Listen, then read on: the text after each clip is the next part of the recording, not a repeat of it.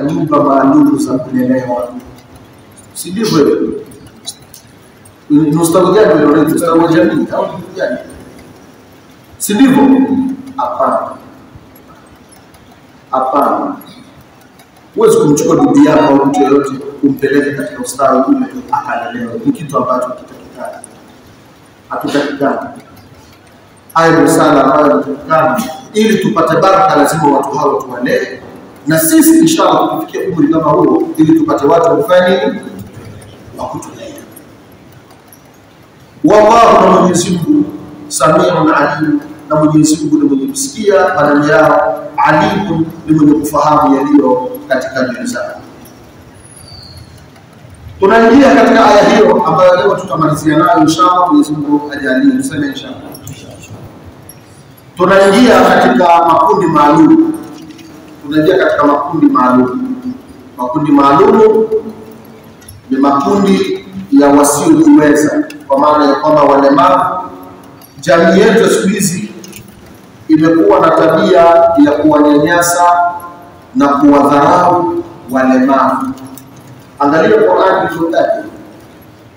Na kama mtu ana ndugu yake akamuona ni mlemavu, wala hana habari naye. Ana habari naye kwa sababu yeye ni bosi, kwa sababu yeye ni mtu ambaye anayeita, anaona kwamba ni mtu ambaye yuko juu, kwamba yeye ni mtu ambaye hawezi kutembea na mlemavu, hawezi kufanya. Hapana, sio hivyo. Na hapa hii ni sehemu ya mwongozo wa Qur'an kuhusu adabu za kijamii, kuwahudumia wenye mahitaji maalum na kuhimiza mshikamano wa kifamilia au kijamii. Kuwanyanyapaa wenye mahitaji maalum ni matokeo ya ujinga wa kijamii. Sasa hivi kuna mambo kama haya. Mtu anaweza akazaa hata mtoto akamwacha ndani, hamtoi kwa jamii. Tabia hiyo ipo mpaka sasa. Lakini vile vile kuna madhara ya jamii kuwabagua watu wenye mahitaji maalum. Kuna madhara makubwa sana. Kwanza ni kuvunjika mshikamano wa jamii, ambapo kuna kusababisha mgawanyiko kati ya makundi ya watu, jambo linaloweza kuleta migogoro katika kuheshimiana. Ikiwa mtoto au mtu unamuona yule ni mlemavu ukamnyanyapaa, si anaweza akazaa yule si anaweza akaja akapata akazaa, au haiwezekani? Anaweza akaja akazaa na akazaa mtoto mzuri sana, akaja akakua yule mtoto akawa ni mtu mkubwa. Je, mtoto yule atakapokuja kuona jamii ilivyokuwa ikimnyanyasa yule baba yake au yule mama yake, utakuwa na mshikamano wa kijamii? Hakuwezi kuwa na mshikamano wa kijamii. Lakini vile vile kukosa sauti katika maamuzi kwenye jamii kwa kukosa fikra zao na mawazo yao. Mtu anaweza kuwa ni mlemavu lakini anakuwa na akili nzuri sana katika jamii. Kuna viongozi wengi sana katika dunia hii waliwahi kuwa viongozi, marais wa nchi mbalimbali walemavu. Hata masahaba wa Mtume Muhammad sallallahu alaihi wasallam, kwa mfano mtu aliyepewa kazi ya kuongoza nchi na kusimama kwa niaba ya Nabii Muhammad sallallahu alaihi wasallam ni Abdullah bin Ummi Maktum. Abdullah bin Ummi Maktum, Mtume sallallahu alaihi wasallam alikuwa akisafiri kwenda vitani au wapi, anamwacha pale Madina, ambaye yeye anakuwa ni mtawala pale Madina mpaka atakaporudi Nabii Muhammad sallallahu alaihi wasallam. Na Abdullah bin Ummi Maktum alikuwa ni kipofu, alikuwa haoni. Sisi leo mtu akiwa mzima hivi ana ile tabia ya kuona kama vile yeye ni tofauti na huyu. Hapana. Watu wengi wamelala ni wazima kabisa. Amelala acha aliyekufa. Amelala anaamka, anapata pressure ya macho. Mwenyezi Mungu atuhifadhi. Mtu anapata pressure ya macho, anaamka kama haoni tena. Huko watu wanayo. Yuko mtu anatoka hapa anataka mahala anapata ajali. Anakuwa hana mguu, hana miguu, hana mikono. Ni kitu ambacho kinachowezekana. Kwa hiyo jamii inayojibagua na kuwabagua walemavu ni jamii isiyojitambua kabisa. Jamii hii, jamii ya ovyo sana jamii. Angalia Mwenyezi Mungu anavyotutajia watu kama wao, jamii kama. Lakini mwisho tufahamu ya kwamba kuna sahaba mkubwa aliyekuwa ni kiguru. Kiguru si mnajua, aliyekuwa mguu mmoja mfupi mwingine mrefu, akiitwa Amr ibn al-Jamuh radhiyallahu anhu. Amr ibn al-Jamuh ni mmoja katika watu wakubwa, watu wazima, lakini alikuwa mlemavu. Alikwenda vitani kupigana, alikwenda na akashiriki katika vita, au si? Na alipofika katika vita alisaidia Uislamu Amr ibn al-Jamuh mpaka akauawa katika vita. Amr ibn al-Jamuh. Sasa Mwenyezi Mungu asema laisa ala al-a'ma haraj, hakuna kwa wale walemavu. Tufasiri tu hivi badala ya kusema kiguru wala nini. Hakuna kwa walemavu haraju, makosa, wala ala al-a'raj, mmeelewa vizuri, wala kwa wale ambao ni a'raj. A'raj ni wale kiguru, au sivyo? A'raj ni wale walemavu wa miguu, tuseme a'raj. Wala hakuna kwa walemavu wa miguu, kwa maana kiguru, hakuna haraji, makosa, wala ala al-marid, wala kwa wagonjwa. Kuna magonjwa mengine ndugu yangu, unaweza kaumwa watu wakawa na kunyanyapaa, yako maradhi haya. Unamwona mtu anaumwa hivi, basi ile jamii haina habari na mtu kama yule. Ukienda kusalimia watu unamwambia salamu alaykum, mtu anaondoka. Mwenyezi Mungu ni mweza sana ndugu zangu. Mwenyezi Mungu ni mweza sana. Wako watu walikuwa ni watu, akisema nchi au mahala panatikisika, lakini wamekuja kufariki na maradhi ambayo ukimtizama unamsikitikia mtu yule. Hakuna kitu cha maana kama mtu kila wakati kujikurubisha kwa Mwenyezi Mungu Subhanahu. Hakuna kitu cha maana. Na iko sura kubwa sana natakiwa isome kila wakati. Iko sura, ondokeni na neno hilo leo. Iko sura ukiisoma ina maajabu katika kustawisha mwili wako. Suratul Kahfi. Suratul Kahfi sio mpaka Ijumaa tu. Suratul Kahfi sio mpaka Ijumaa tu. Ukitaka kuona maajabu ya Suratul Kahfi, dumu kuisoma Suratul Kahfi. Hata kama uzee unakuja, lakini ni kwa namna fulani. Sio kama naelewa hivi. Sio ile uzee ule kabisa wa kila wakati zikisha kusoma Suratul Kahfi. Ukiamka asubuhi, katika visomo vyako vyote utakavyosoma, lakini soma Suratul Kahfi.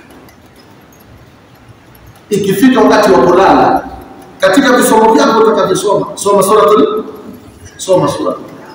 Suratul Kahfi ina siri hasa kutokana vijana wale pangoni. So unaona hali yao ilivyokuwa, walikaa miaka mingapi wale? Miaka 300, au sivyo? Lakini wao vile vile walivyokuwa. Soma Suratul Kahfi. Ndugu, kusoma Suratul Kahfi. Tunaelewana ndugu zangu?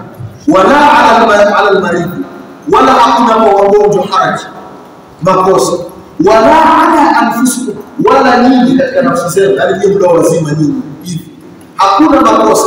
Hakuna makosa ya nini?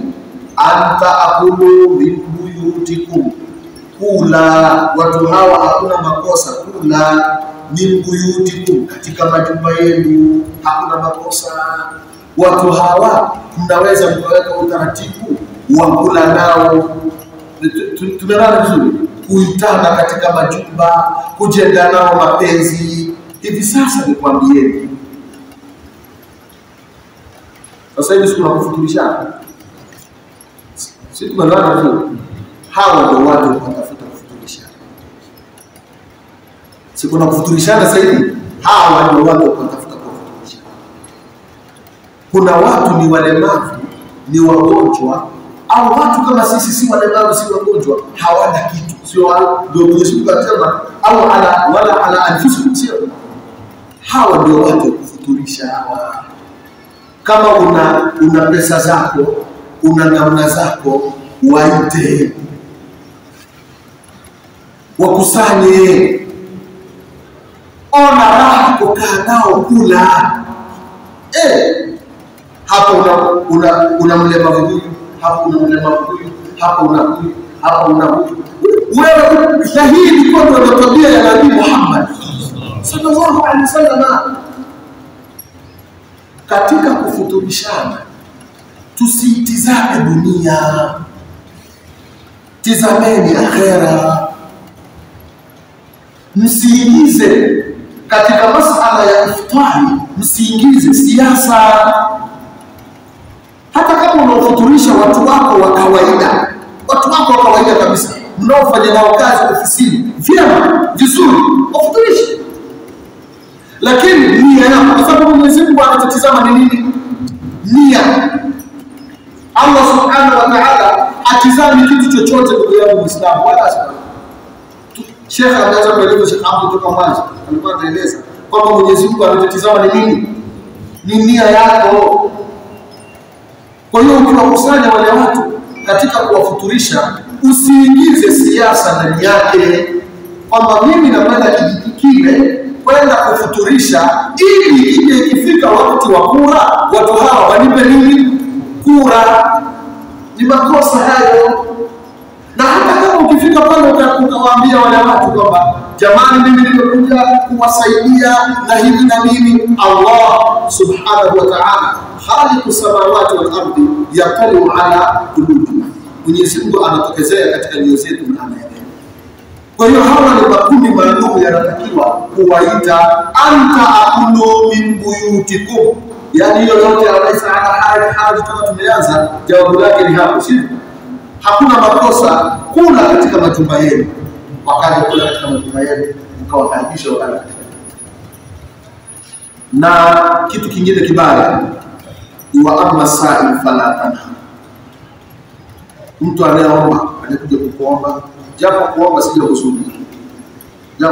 kuzuri, lakini fukara amepita katika mlango wako, amekuja kukuomba, mwambie tu labda kwa ustaarabu, si. Lakini hiyo alikuwa sio tabia ilikuwa sio tabia. Basi usimkaribie, na huwezi kujua aliyekuja kuomba hapo siku hiyo ni nani. Tunaelewana hivyo? Huwezi kujua ni nani na ana daraja gani kwa Mungu, au Mungu amekuletea mtihani. Umesahau katika ile hadithi ilikuwa na mama Aisha radhiallahu anha kuhusu, alikuwa na tende kama sikosei, alikuwa na tende au sivyo?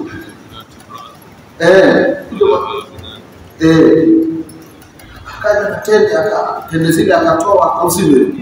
Akampa yule mwanamke yule, kwa na watoto wawili, akampa zile tende. Baada ya kumpa tende, mwanamke yule akachukua nini? Koko hii na hii, akawapa wale watoto wake. Sheikh, mtu unampa tende koko mbili na ana watoto na ananyefua hii na hii, anawapa watoto. Kuna watu ndugu zangu nyumbani, akikaa pale nyumbani hajui siku ya leo itapendaje. Wako watu hapa wallahi hajui. Mtu anaweza kama anaingia ndani anatoka, anaingia anatoka, siku ya mtoto anapenda, anaingia anatoka, anaingia anatoka, haelewi leo nifanyaje. Machozi yake mtu yule ni dhamana kubwa sana kwa wewe, ni dhamana kubwa sana. Na hii ni hatari ya wale wenye uwezo. Kula, mnapika vyakula vingi, mnakula vyakula, mnapika vyakula vingi, mnakula vyakula vingi, kisha baada yake mnakwenda kutupa katika mjadala. Futari nyingi, damu nyingi, mtu anachukua anatupa katika mjadala. Na hali ya kwamba anahakikisha jirani nyumba ya pili hana kitu. Na hilo amelikataa Nabii Muhammad.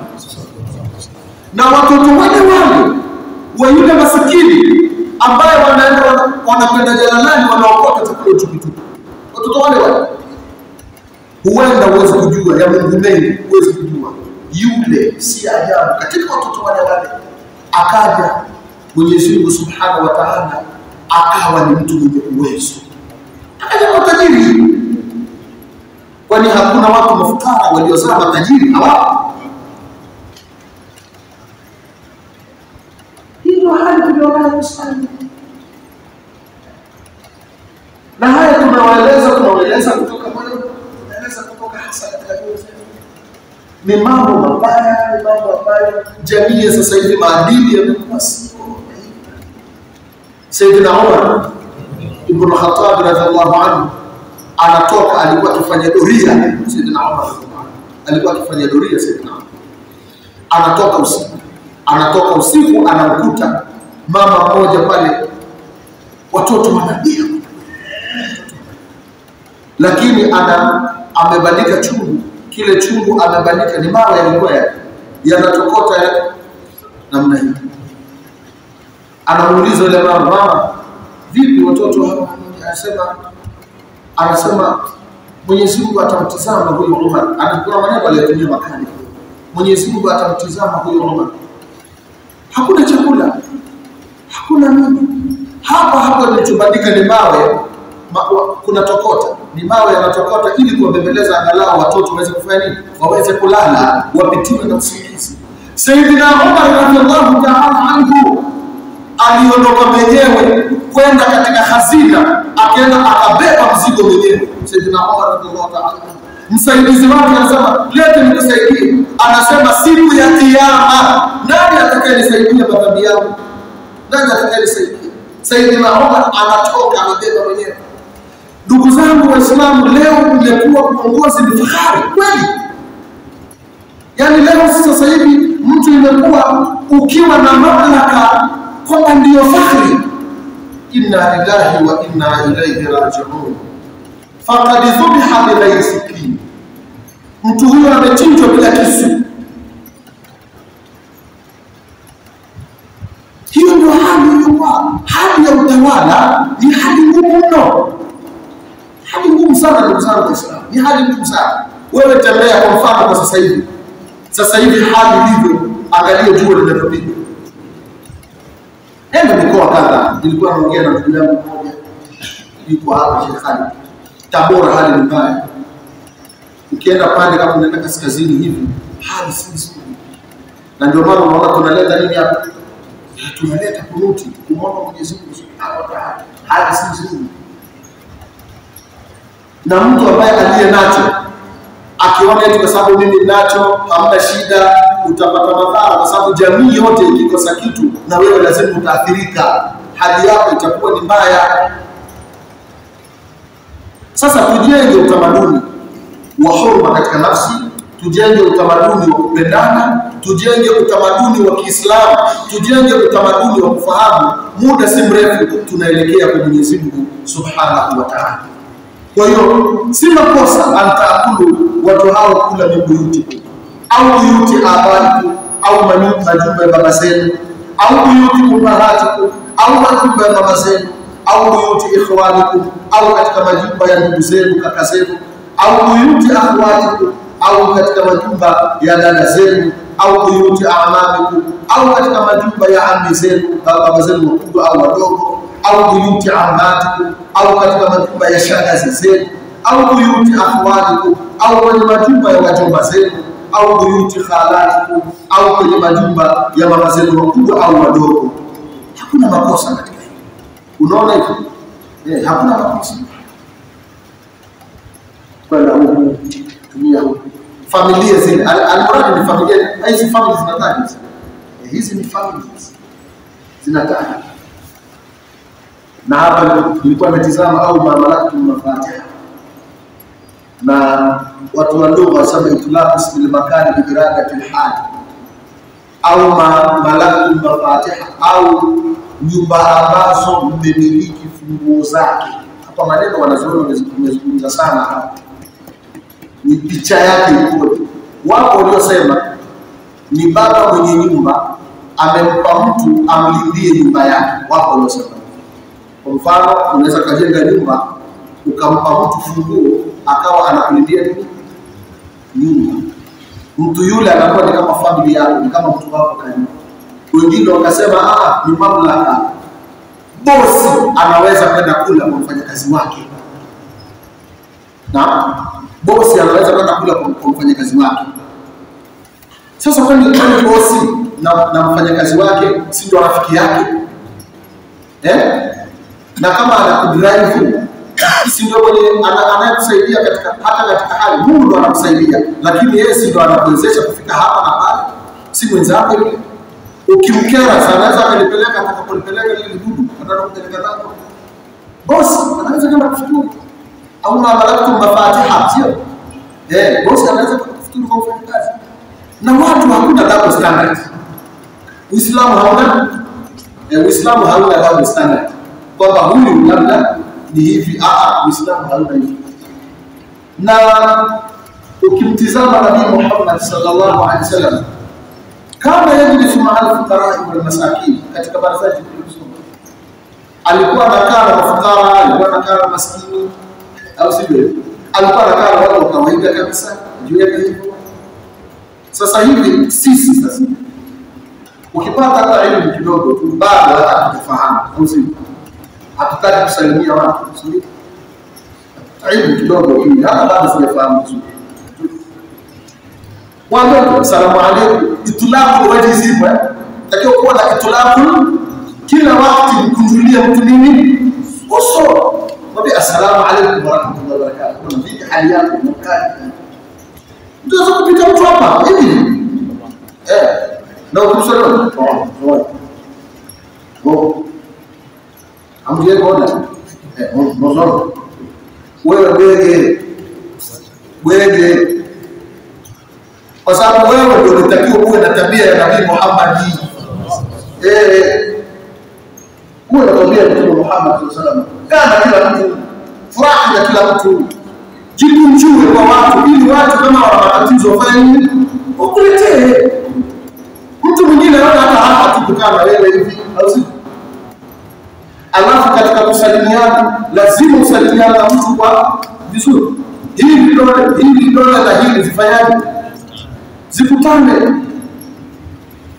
Kwa tabia kumnyanyapaa mtu, ya mtu anakusalimia hivi. Yani hivi yani. Tawadhu Mwenyezi Mtume Muhammad sallallahu alaihi wasallam nyenyekeeni. Au sivyo? Kwa kila hadithi hii. Mbona tunasoma tunaacha vitu kwenye makaratasi inakuwaje? Tawadhu watu kujiamini. Alafu kwa jinsi ilivyo uweze kujua aliye mkubwa mbele ya Mungu nani. Uweze kujua kwamba huyu na huyu na huyu na huyu nani mkubwa kwa Mungu, uweze kujua. Au sio kweli? Hii sasa ni tabu. Au sadiqikum au katika majumba ya marafiki zenu. Watu wajenge rafiki wa kweli. Angalia Mwenyezi Mungu anatuambia. Nenda kwa rafiki yako. Salamu alaykum rafiki bwana, njoo bwana kwa mtu ufuturu bwana. Bwana inshallah nakufuturu. Kuja siku na family friends sio? Familia hii na familia hii zinakwenda kufuturu, zinakwenda sio kufuturu. Katika matatizo yote, majukumu yote, kuna familia zingine na rafiki. Mpaka uweze kujua kwamba hao sio nini hapa. Rafiki sana. Ukiona familia hii kama ina harusi, inaoza mtoto wao, basi utaona familia hii ndio imesimamia pale. Ukiona hii basi hivyo ziko familia za aina hiyo. Na sisi kwa baraka ya Ramadhani Mwenyezi Mungu atupe mapenzi. Mwenyezi Mungu akatukutanisha na Nabii Muhammad. Atupe mapenzi. Kwa mapenzi basi na watu sisi ndio watu wa tarika au sio? Wameeleza habari za mapenzi, kwa mapenzi. Na hata katika salimiana yao au sio? Salimiana kwa hakuna kusalimiana ili masalimiana kama umekosana na mtu wako. Kuna mpango huo. Sawa. Ndivyo sivyo? Kwanza ile takuleta salamu, assalamu alaikum. Utasemaje? Assalamu alaikum. Thawabu ngapi? 10. Ukisema wa rahmatullahi thawabu ngapi tena? 10, 20.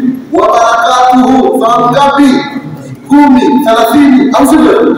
Assalamu alaikum wa rahmatullahi wa barakatuh. Msalimia mtu vizuri kabisa. Assalamu alaikum wa rahmatullahi wa barakatuh. tatu. Umepata fahamu jamaa? Na yeye anasemaje? Wa alaykum salam wa rahmatullahi wa barakatuh. Au unasema sisi salamu hapa ikikani kabila gani? Si hiki ni kabila gani? Salamu. Basi ukiona basi vizuri za wa alaykum, ikiwa ni kheri na yeye, ikiwa ni shari na yeye mbali hiyo. Na wa alaykum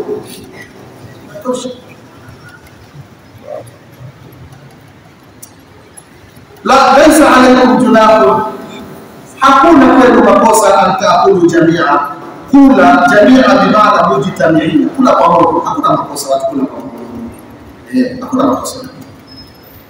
Au ashtaka ay mutafarriqin, kula mutafarriq, hakuna shida, mkaleta sinia mkala pamoja, mkaleta kila mtu na kinini plate chake, hakuna kosa, yote heri tu. Hakuna kosa. Ukaweka sinia ukawa unakula nao, ukaweka kila mtu na plate yake, lakini adubani si mkono. Na hakuna kitu chenye kuleta mapenzi kama watu kula pamoja. Kwanza kitu chenye kuleta mapenzi kuliko chote amekielezea Nabii Muhammad ni as-salam. Kitu chenye kuleta mapenzi kuliko kitu chote ni as-salam. Pili, kula. Umeelewa? Ni kula hasa. Wewe hata kama unaona vipi pale mtaani kwako, nenda jirani wa kwanza, jirani wa pili, wa tatu, mjani. Asalamu alaykum, wa habari zako? Lazima. Jamani tena tu, hebu karibuni nyumbani kwangu bwana. Au si? Jamani karibuni sana. Basi unawakaribisha pale nyumbani. Kula, na kama alhamdulillah ni Muislamu au vinginevyo, kwa sababu Uislamu haujakataa kumlisha mtu ambaye sio nani, sio Muislamu. Labda uwe Uislamu wako ni wa aina gani, lakini Uislamu unaruhusu. Basi ukifanya wakala pale nyumbani, kama ni dua mkafanya mkaomba mahaba, au mimi kumwambia kaka mkubwa wangu shekha bwana njoo ufuturu bwana, au yeye anaweza kusema mdogo wangu njoo ufuturu bwana, nikaja na mke na mtoto na yeye akaja. Ni mahaba, sio mahaba? Mahaba mkubwa sana. Hata kama ni maji mnakunywa pamoja, kama chochote kilichotokea inakuwa wote ni jasad moja, mwili mmoja. Au nasemaje manusuru? Na mwili mmoja. Sasa kuna mtu moyo wake ni chuki tu, kila siku anawaza chuki tu, yaani kila siku anawaza vita tu kila siku. Hapana, sio hivyo. Sasa mnapotaka kuingia katika majumba, muwe kuna watu au si? Mkitaka kuingia katika nyumba yako uliyojenga mwenyewe, fa idha dakhaltum buyutan, pindi mkiingia katika majumba, fasallimu ala anfusikum, toweni salamu. Fasallimu, toweni salamu ala anfusikum. Tumeelewana vizuri? Hiyo ala imeelezwa sana, lakini kwa maana toweni salamu ala anfusikum, kwa ajili ya manufaa ya nafsi zenu wenyewe, juu ya nafsi zenu, kwa manufaa ya nafsi zenu wenyewe. Tahiyatan, hali ya kuwa ni maamkizi, min indillahi, kutoka mbele ya Mungu, mubaraka, yaliyobarikiwa, tayyiba, yaliyo mazuri. Ukiingia katika nyumba yako, kwa mfano ukaingia katika nyumba ukakuta katika nyumba hilo hakuna watu, wewe ndio unafungua mlango, ukafika pale, basi mseme hivi, assalamu alayna wa ala ibadillahi salihin. Mseme hivi. Ukiingia katika nyumba unasemaje? Assalamu alayna wa ala ibadillahi salihin. Kwa sababu gani? Sheikh hapa kwenye Jalalini yasema fa innal malaikata taruddu alaykum, malaika wanakujibu ile nini, ile salamu. Na ndio sababu ya kusema ala anfusikum, na malaika akikwambia wa alaykum salam, maana yake umepata manufaa kupitia salamu yako wewe uliyoitoa. Malaika naye amefanyaje? Amekujibu. Malaika amekujibu. Na ukiingia kwenye nyumba, ukifika pale, jambo la kwanza sema bismillahirrahmanirrahim. Ile bismillah inawafukuza mashaitani kwa mujibu wa hadithi. Hata katika Abi Jamra walimu wametusomesha Abi Jamra wasema kutoa bismillahirrahmanirrahim ukiingia basi wale mashaitani wanafanyaje? Wanatoka. Ile bismillah inakufukuza mashaitani wanatoka. Alafu unapoingia unasemaje? Assalamu alaykum au sivyo wa rahmatullahi. Sasa angalia ukuu wa salamu hizi. Yaani sisi kuna viumbe vinatuona sana, lakini sisi Mwenyezi Mungu amejalia kwa rahma zake viumbe hivi hatuvioni. Kwa mfano Sheikh tutakuja kufasiriwa hapa suratul Furqan. Tabarakalladhi nazala al-Furqan ala abdihi liyakuna lil'alamin nadhira. Sasa ili iwe hiyo lil'alamin, alam kullu ma siwa Allah, ili iwe lil'alamin nadhira. Lakini alamin ndio kusudiwa hapo ni majini na binadamu. Na kama ni majini na wanadamu, jini amechukua nafasi ya alam na mwanadamu amechukua nafasi inayoitwa afakalani au afakalani. Majini wanatuona, sio? Lakini sisi hatufanyi hatuao. Majini wanatuona sisi vizuri. Hapa wapo, au sio? Hapa tulipo. Na wanasikiliza na sisi vizuri. Lakini sisi macho yetu leo hayaoni. Na kama unataka kumuona jini mpaka uwe na mambo yako. Sasa hayo kama mengine yanaingia katika taratibu zingine tena. Hayo ndio ni taratibu zingine. Mpaka uwe na mambo yako fulani utamuona. Hata mzee mmoja siku moja aliniambia wale na kumuona jini wewe. Niambia hapana.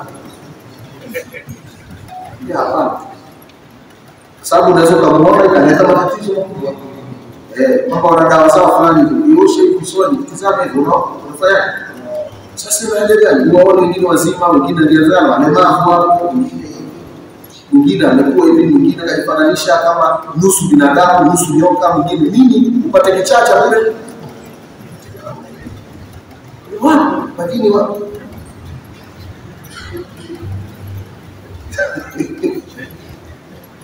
Au sio?